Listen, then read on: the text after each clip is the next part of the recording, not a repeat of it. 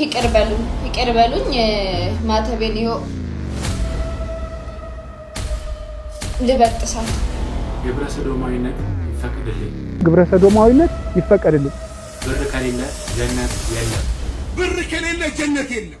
እኔ ፎረሽኩበት ጨዋታ፣ እኔ ፎረሽኩበት ጫውታ፣ እኔ ነጥብ የጣልኩበት ጨዋታ፣ እኔ ነጥብ የጣልኩበት ጫውታ። አንዳንድ ጎጋ የሆኑ ጴንጦች አሉ። አንዳንድ ጎጋ ጴንጤ አሉ።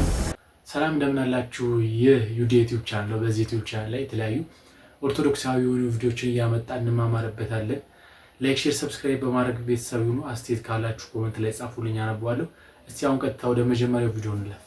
ቲማቲሞች ይቅር በሉኝ ማተቤን ይኸው ልበጥሳት። አይጠቅመኝም ብዬ ስላሰብኩት ነው። ይቅር በሉኝ። እንደምትናደዱብኝ አውቃለሁ፣ ግን ሁሉም ነገር እናንተ ማወቅ ስላለባችሁ ነው። ይኸው እንደምታዩት ቆርጫለሁ። ምንድነው ይሄን የሚያክል መስቀል አንገትሽ ላይ እያላችሁ ብዙዎቻችሁ ገና ግንድ እሸከማለሁ ገና ግንድ እሸከማለሁ። ይሄን የሚያክል ከተቻለ እንዲህ አድርጌ ልሸከም እችላለሁና እንዲህ ነበር አናታችሁ። ምን አገባችሁ? ለምን ከፈለኩት እንትን ሙሉ በርዛፍ ተሸክሜ ያልሄድም። እኔ ደግሞ እንትን ሆኖብኝ ነው። በርግጥ ናችን የምታምር መስቀል ዛሬ ገዛኋት። አልቆርጥም። አንጀታችሁ ይቆረጥ። ደስ ያላችሁ ሰዎች ማለት ነው። ሙጀላ ሙላ ትበላላችሁ። አካፋ ማለት አንዳንድ ሚዲያ ላይ መውጣትና ማለትና መደረግ የሌለበት ነገሮች አሉ። ማለት ለማተብም ትንሽ ክብር የሚያስፈልግ ይመስለኛል። ማለት እዚህ ላይ የኛ ዓለም ትኩረት ለመሳብ እንደዚህ መጣርሽ ነው ምንም ጥቅሙ አልታየም። ግብረ ሰዶማዊነት ይፈቀድልን። በብፁዕ ቅዱስ አቡነ ጳውሎስ ጊዜ ተጠይቋል። ሰው በሚመሰገንበት ይመሰገናል፣ በሚነቀፍበት ይነቀፋል።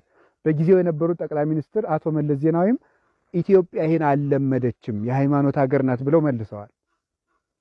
ብፁዕ ቅዱስ አቡነ ጳውሎስን ተከራክረው መልሰዋል። ይሄንን የዚያን ጊዜ ከተጠየቀ የዚያን ጊዜ ጫፍ ደርሶ ነበር፣ ብዙ ሆነው ነበር በሉ። እዚያ ውስጥ 16 ዓመት ወይም 17 ዓመት ሲጨምሩበት የት እንደደረሰ አታውቁም።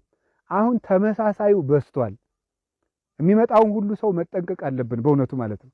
ተግታችሁ ባይናችሁ ቤተክርስቲያናችን ገዳማችንን መጠበቅ አለብን። ኃጢአት አንድ በራሳችን ሰውነት በስቷል፣ ሁለት እንደ ሀገር በድለናል። የሀገር በደል የሚባለው ይሄ ነው። አስባችሁታል? ከስንት ዓመታት በፊት እንደዚህ አይነት ነገር ተጠይቋል። በዚህ ሰዓት ደግሞ ምን ያህል በብዛት እንዳሉ ሶሻል ሚዲያ ላይ ደግሞ ማረጋገጥ እንችላለን። እስቲ ሶሻል ሚዲያ ላይ ቲክቶክ ላይ ምናምን ነገር እንደዚህ ግብረ ሰዶምት የሚቃወሙ ነገር የሚሰሩ ልጆች ነው ያቸው። ወዲያው ነው የሚያጥፉባቸው። ብዛታቸው ምን ያህል እንደሆነ የሚያሳይ ማለት ነው። ወዲያው ሪፖርት አድርገው ያስጠፉታል።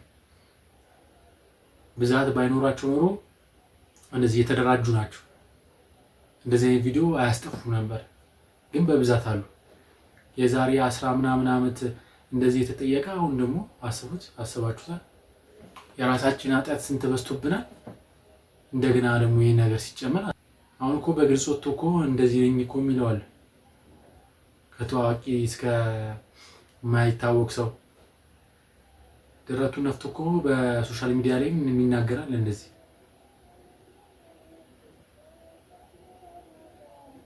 እንኳን ለመናገር ለማሰብ ራሱ እንደዚህ የሚዘገን ነገር።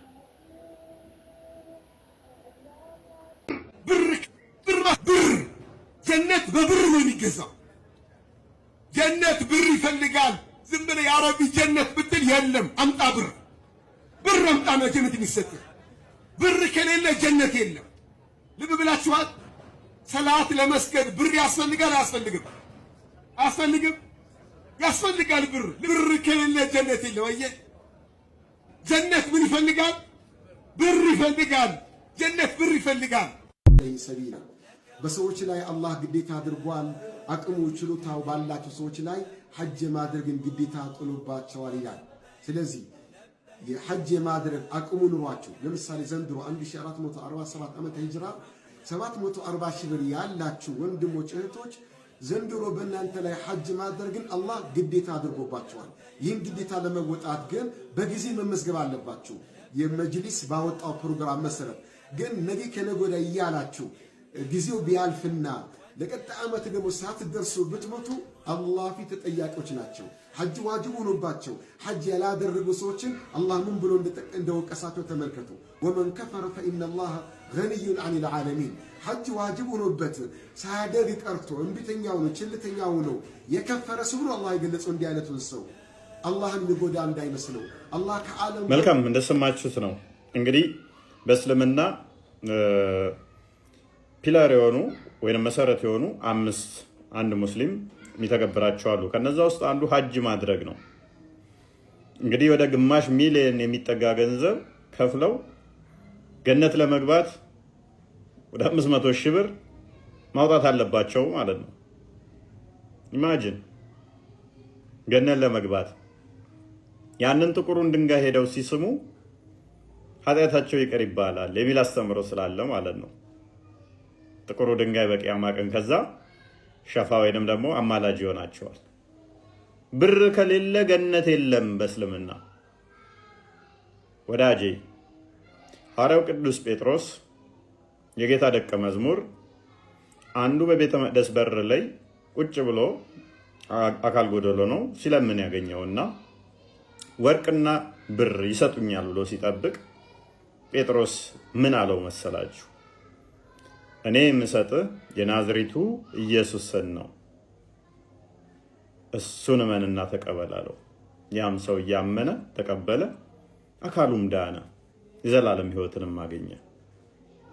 በደስታም እግዚአብሔርን አመሰገነ። ጌታችን ኢየሱስ ክርስቶስ ምን አለ መሰላችሁ? የሚያምንብኝ ቢሞት እንኳን ሕያው ይሆናል አለ፣ የዘላለም ሕይወት ያገኛል አለ።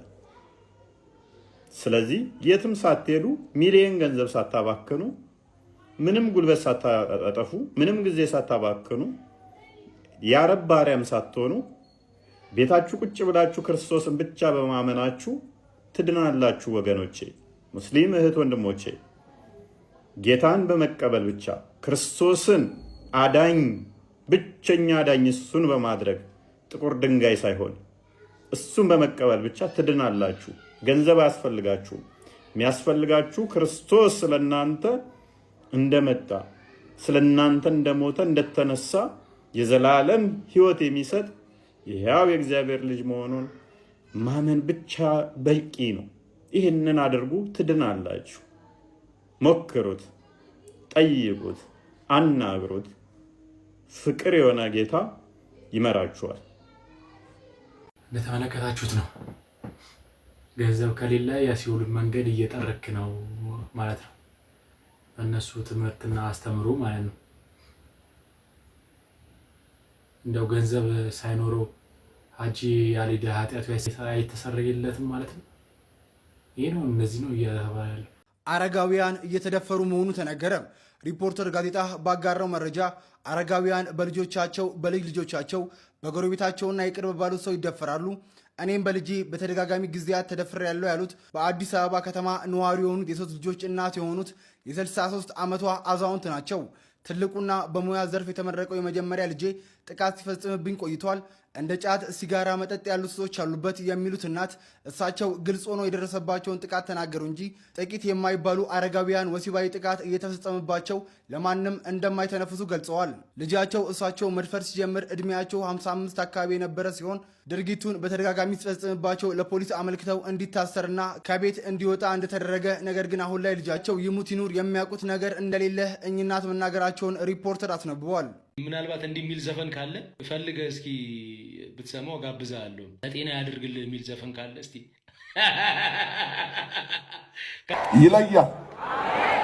ይለያል ዘንድሮ ብለህ የሚሰገድለት አንዳል የአክብሮት የጸጋ እያልክ ልቤን አትላጠኝ እባክህ። እኔ የፎረሽኩበት ጫወታ፣ እኔ ነጥብ የጣልኩበት ጫወታ፣ እኔ ደግሞ የሚያሳዝነኝ ጴንጤውም ተቀብሎ ይሄን የሚል አንዳንድ ነው ጎጋ ጴንጤ አለ። በእርግጥ የሚል እንዴት እንደሚያስጠላም ሻሜታ እንደጠጣ ሰው አፉ ላይ እንዳለበት ሰው ነው የምትመስል። ኢየሱስን አስጠቁረ በሰፌድና በወንፊት ከጎረቤት ጋር ለመግባባት የምታደርገው ተራ ጫወታ ጊዜ አልፎበታል። የመለየት ዘመን ነው። የተማመንከው ነገር እንዳለ ነው የሚሰማን ሁላችንም እና ይለያል ዘንድሮ እያለን ነው፣ እየፎከረብን ነው። ያው መጽሐፍ ቅዱስ ምንም ስላልጠቀስክ እንግዲህ የመጽሐፍ ቅዱስ ነገር እዚህ ጋር እናነሳም። እኔም አንተም ስላላነሳ ፉከራና አሽሙር ስለተናገርክ በሚገባህ ልክ እንመልስልሃለን። ስቴዲየም ሙሉ ህዝብ ሰብስበ ስለ ኦርቶዶክስ አስተምህሮ የምትተቸው ምን ሆነ ነው? በጣም እኮ ነው የሚያሳዝነው። ኦልሬዲ እነዚህ ሰዎች እኮ ፕሮቴስታንቶች ናቸው፣ እንዳንተ ጴንጤዎች ናቸው። እና ወንጌል ልሰብክላቸው አንድ የሰበሰብካቸው ስለ ኦርቶዶክስ አስተምህሮ ስተት በየሄድክበት ቤተክርስቲያንን ካላነሳ ማንም እንደማይሰማ ታውቃለህ። በጋሹ ጆሮ የሚሰጥ የለም። አሁን ደግሞ የሚሰማ ስታጣ ጴንጤውን ደግሞ መስደብ ጀመርክ። በጣም የሚያስጠላ። እኔ እንኳን ደግሜ የማልለው ይሄ አፉ ላይ እንዲሆኑ ተዝረክርኩ ስታስጠሉ ምናምን አይነት ነገር አሁን ከአንተ እንዴት እንደዚህ ጋር እንደደረስክ በጋሻው እኔ በጣም ነው ግራ የሚገባኝ። ምክንያቱም እኔ ከልጅነቴ አንተን ትምህርቶች ብዙ ስለሰማው አሁን ያለህበትንና እንደው የራስህን ቪዲዮ ውስጥ ዩቲዩብ ላይ ገብተህ በፊት ያስተማርካቸውን ትምህርቶች እስቲ ስማቸው። በጋሻው ምን ሆነ ነው እዚህ ጋር የደረስከው? ከዛ ውጪ ጴንጤውን ከኦርቶዶክሱ ለመለያየት ለሰፌድና ለወንፊት ብለህ አብረህ እንዴት ትኖራለህ? እንዴት ትላለህ? የመለየት ዘመን ነው ያለ ነው እንዴት ትላለህ? መጽሐፍ እኮ ብትችሉ ከሁሉም ጋር በፍቅር ኑሩ ነው የሚለው። እንዴት የመለየት ዘመን ነው? ሰው ጎረቤት ለጎረቤት ዕቃ ተዋውሶ እንዳይኖር ኢየሱስን ሸፍነ ለዕቃ መዋዋስ ብለህ ከጎረቤት ጋር አንድ ሆነ ትኖራለህ እንዴት ትላለህ? በጣም የሚያሳፍር አንድን ሃይማኖት ከአንዱ የመለየት ምን አይነት የጥላቻ ስብከት ነው የምታስተምራቸው? አንተ እኮ ወንጌል ትሰብካለህ ብሎ ነው የተሰበሰቡት ያ ሁሉ ህዝብ። አንተ ግን የጸጋ ስግደት የምን እያልክ ልቤን አትላጠኝ። እኔ ኦልሬዲ በዚህ ፎርሽ ያለው መፎረሽ ነው። ኦፍኮርስ እኛ እናውቃለን። ቆየ እኮ ከፎርሽ ቆየ ከወደቅ እና በጣም አንድ ነገር አጥብቄ ሁልጊዜ የምናገረው አንድ ነገር እውነት ነው የምላችሁ ከቤተ ክርስቲያን አገልጋይ ከነበሩ ከወጡ ሰዎች ሁሉ ቤተክርስቲያንን አጥብቆ የሚሰድቡ የሚተቹ የሚያዋርዱ ሰዎች በሙሉ ስማቸው ቢዘረዘር ከቤተክርስቲያን የወጡ ናቸው እንጂ ፕሮቴስታንት ቤት ውስጥ ያደጉ ሰዎች አይደሉም። ከዚች ቤተክርስቲያን የወጡ ሰዎች የወጡበትም ምክንያት ራሳቸው ስለማያውቁት ግልጽ አድርገው ማስረዳት ስለማይችሉ ቤተክርስቲያንን ይሰድባሉ። ግልጽ አድርገው መናገር ስለማይችሉ ምክንያቱም ባስተምሮ በኩል ከመጡ ቤተክርስቲያኗ ልክ ሆና ስለሚያገኟት በስድብ አርጅታለች፣ እንዲሆናለች፣ የምታስተምረው ልክ አይደለም፣ ሌላ የምትለው ስለሌለ ማለት ነው። የሚያዳምጥ ሰው ስለሌለ መፎከር ጀመርክ። አሁን ደግሞ ይለያል ዘንድሮ አልክ ደግሞ። እኔ ደግሞ እንግዲህ ምናልባት እንዲህ የሚል ዘፈን ካለ ፈልገህ እስኪ ብትሰማው ጋብዝሃለሁ። ለጤና ያድርግልህ የሚል ዘፈን ካለ እስቲ ካለ በእናታችሁ ፈልጋችሁ ጋብዙት እሺ። ምክንያቱም ይለያል ዘንድሮ እያለን ስለሆነ እኛም ደግሞ ለጤና ያድርግልህ የሚል ዘፈን ፈልገን እንጋብዛለን። ሌላ ምን ማድረግ እንችላለን? ግን ብትረጋጋ መልካም ነው። እድሜ ትልቅ ነው፣ ኦልሬዲ እያረጀህ ነው እና ከቻልክ እንደ ሌሎች ሰዎች የራስህ የምታምንበትን ስብከት ስበክ። ቤተክርስቲያንን አትንካ። ብዙ ፓስተሮች ልደረድር ይችላሉ። የራሳቸውን ትምህርት አስተምረው የራሳቸውን ያመኑበትን አስተምረው የሚኖሩ አንተ ግን ያመንክበት ስለሌለ የቤተ ክርስቲያኗን ትምህርት ስህተት ነው በማለት ላይ የተመሰረተ እሳቤ ስላለ ቤተ ክርስቲያኗን ስትሰድብ ትውላለህ። እስቲ አንተ እንደው አንድ ኦርቶዶክስ ሳትል የሰበከው ስብከት ጴንጤ ከሆንክ ካመጣ እገረምብሃለሁ። እና ራስህን ቻል እባክህ፣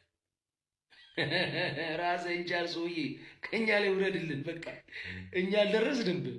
የበጋሻው ትምህርት ስህተት ነው ብለን አልመጣንብህ። ስህተት ነው ብለህ ትመጣለህ። ከዛ ደግሞ ቤተክርስቲያን ትሰድባለህ። በቃ በዚህ ጨዋታ ፎረሽኩ አልከን እኮ። ከፎረሽክ ያልፎረሽክበትን አሁን ያዝከውን አስተምር። ለምን ስለ ፎረሽክበት ነገር ታነሳለህ? እዛ ያለው በሙሉ ጴንጤ ነው የሰበሰበው። ስለዚህ የሚያምኑበትን አንተ ያመንክበትን ልክ ነው ያልከውን ንገራቸው እንጂ ሌላው ሰው ያመነበት ነገር ያ ነገር ስህተት መሆኑ ለእነዚህ ሰዎች መንገር ምን ይጠቅማል? እና አትፎክር። ለሁሉም ጊዜ አለው ይላል መጽሐፍ አይደል? ገብቶሃል እባክህ። እንደ ፉረሽ ቆየን ካወቀን ቆይታ ከፉረሽ እንግዲህ ይገርመኛል። በጋሻው እኔ በብዛት የምታዩት በብዛት ከቤተክርስቲያን የወጡ ሰዎች ናቸው እንደዚህ ዞሮ ኦርቶዶክስ እንደዚህ የሚያጠቁት እንጂ ያቸው እስቲ በስተር ስርዓት ወንጌል የሚሰብኩ እኮ አሉ ፕሮቴስታንት ፓስተሮች። ግን ከኦርቶዶክስ የወጡ በቃ እንግዲህ እስካሁን ድረስ ኦርቶዶክስን ሳያነሳ እኔ እየሰበከውን አላውቅም። ወንድማችን እንዳለ አይሆንማ በቃ አይሆንም። በቃ እንደዛ ካልሆነ ኪሱ አይሞላም። በቃ እንደዚህ ኦርቶዶክስን ካላነሳ ኦርቶዶክስን ካልተቸ ቪው አያገኝም። ለዛ ነው አሁን ይሄ ሁሉ ህዝብ ተሰብስቦ ስለ ኦርቶዶክስ ያወራል። እዛ ጋር የተጠራው ወንጌል ስበክ ተብሎ ግን እዚህ መጥቶ አንዴ ጉጋ ጴንጤ ይላል፣ አንዴ ፎረሽኩኝ ይላል። ይሄ ሁሉ ሰው እኮ እኔ ግራ ይገባኛል። ምን ሊማራው መጣ? ምን ተምሮ ሄደ? ስለማን ተምሮ ሄደ? እነሱም ተቀብለው አሜን ይላሉ። ከአሜን ውጪ ሌላ ምንም አያውቁ። የዋከነው ትውልድ ይላል። እንደዚህ አይነት ነው። ግን ማስፈቀድ አልነገረኝም። ቡራ ከረዩ አይጠበቅባትም። ያስተዳድራታል ወይ ብቻ ነው። ይሄ እኮ ሀቅ ነዋ፣ ሀቅ ነዋ። لا እንደዚህ ነገር የለም እንዴ? ቢስሚላህ ሳያስፈቅድ እንዴት ነው የሚያገባው? ተስማምተ ሚስቶቻቸውን ደብቀው የሚያገቡ ሰዎች ኒካሃቸው ሰሂህ ነው። እንኳን ሚስት ማስፈቀድ አይደለም አባት ማስፈቀድ አልተገደድንም። ወንዶች አላህን ፍሩ። አንዳንድ ጊዜ የሴት አስተሳሰብ ጭንቅላታችሁ ውስጥ አታስገቡ። ሴቶቹ ምን ተመርተዋል መስላችሁ? ኡስታዝ ይላሉ። እኔን እኮ ሳይነግረኝ ነው ያገባው እና ይበቃለታል እንዴ ኒካሁ? አዎ ይበቃል። እኔ ሳልስማማ አንቺ ማነሽ? ሚስት እንጂ ምን ናት? አስሉ ወንድ ልጅ እኮ ለአባቱ ሚስቱን ይዞ አባዬ እቺ ሚስቴ ናት አግብቻታለሁ ብሎ ነው የሚያስተዋውቀው እንጂ አባት ሄዶ ካጨለት አልহামዱሊላህ፣ ካላጨ ግን አባት ይስማማ አይስማማ ሸርጥ አይደለም። ፈማ ባሉከ ቢዘውጃ። ሰላም አለይኩም። ሲጀመር ማለት ነው አላህ ሱብሃነሁ ወተዓላ ማለት ነው የሰውን ስሜታችን ይጠብቅልናል። የኛ ስሜት ደግሞ ምን ያህል ሊጎዳ እንደሚችል አላህ ያውቃል። አላህ ዘወጀ ያውቃል። ስለዛ ዝም ብለሽ አንቺ አትስጪኝ። አሁን ቤት ውስጥ ቁጭ ብዬ ከዛ ባሌ ሳይነግረኝ ሄዶ አግብቶ ምናምን የራሱ የሆነ ሀያት አለው። ከዛ እንዴት እኔ ስሰማስ የሚሰበረው ስሜት አለኝ።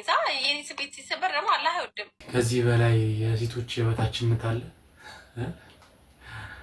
ብር ካለ እንደፈለክ የምታገባው ለመሆኑ ገነት የምትገባው በብር ነው። እንኳን ሴት ለማግባት ጭራሽ ሚስትንም ማስፈቀድ አይጠበቅብም። እንኳን ሚስትን አባትንም ማስፈቀድ አይጠበቅብም። ማስፈቀድ ሳይሆን መንገርም አይጠበቅብም። ዝም ብለህ ጎትተህ ይዘህ መጥተህ እንግዲህ ሁለተኛ ሚስቴ ይቺ ናት ብለህ ማለት ለዛችን ለመጀመሪያ ሚስት ማስተዋወቅ ማለት ነው።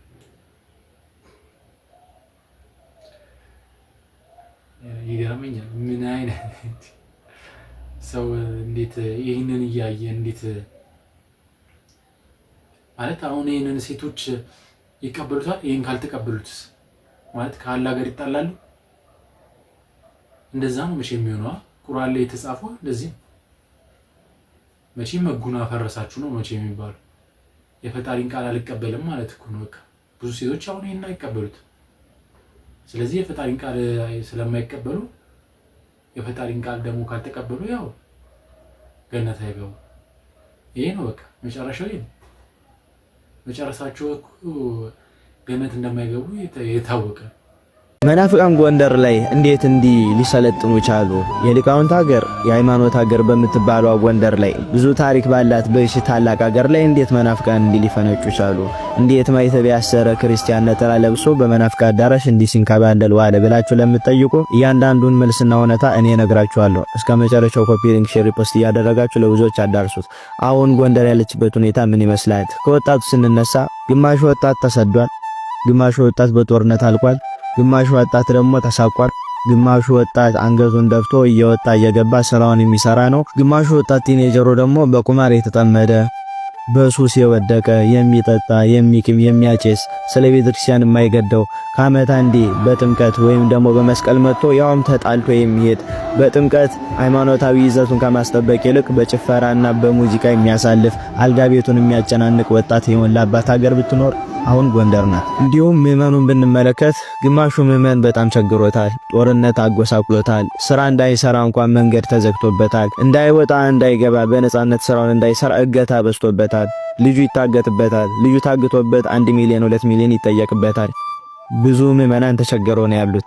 ሚላስ የሚቀመስ የሌላቸው በየቤታቸው ተቸገረው ችግራቸውን ተሸክመው የሚቀመጡ ብዙ ክርስቲያኖችና ምዕመናን አሉ። የሚያስገርመው ደግሞ ግማሹ ደግሞ የደላው ነው። ቀን በቀን ቁርጥ እየቆረጠ የሚበላ የወደቁትን የተራቡትን ወገኖቹን ዘመዶቹን ዞር ብሎ ማይመለከት በየመጠጥ ቤቱ በየጭፈራ ቤቱ ብር የሚበትን ሰው ሞልቷል። እረፍ ብሎ እንዳይናገር ንስሐ አባት ደግሞ ችግሩ በልጦበት በገንዘብ ተደልሎ ቁጭ ብሏል። ስለ ቤተክርስቲያን ችግርና መከራ ሰምቶ አረ ጉድ ነው ብሎ የሚያልፍ እንጂ ችግሩን ለመፍታት የሚሯሯጥ ምዕመን በብዛም የለም። ቤተ ክህነቱም ቢሆን ሙስናና በዘር መከፋፈል ነግሶበታል። እንዲሁም ወደ ቤተክርስቲያን አስተዳዳሪዎች ብንመጣ ደግሞ በምንፍቅና የሚጠረጠሩ ብዙ የቤተክርስቲያን አስተዳዳሪዎች አሉ። ምዕመናንን ከመርዳት ይልቅ ምንም ያልሆነ ቤተክርስቲያን አፍርሰው ህንጻ ቤተክርስቲያንን ለመስራት ይራራጣሉ። ህንጻ ስላሴ ግን እዚህ እየፈረሰ ነው። ሃይማኖቱን ስለሚለውጠው ምዕመን ስለሚቸገሩ ምዕመን አይገዳቸውም። የቆመ ቤተክርስቲያን አፍርሰው የዕለት ጉርስ ካጣው ምዕመን ላይ ቤተክርስቲያንን ልሰራ ነውና ገንዘብ አምጣ ብለው ታቦት አውጥተው የሚለምኑ የቤተክርስቲያን አስተዳዳሪዎች በስተዋል። የቆመ ቤተክርስቲያን አፍርሰው በብዙ ሚሊዮኖች ቤተክርስቲያን የሚሰሩ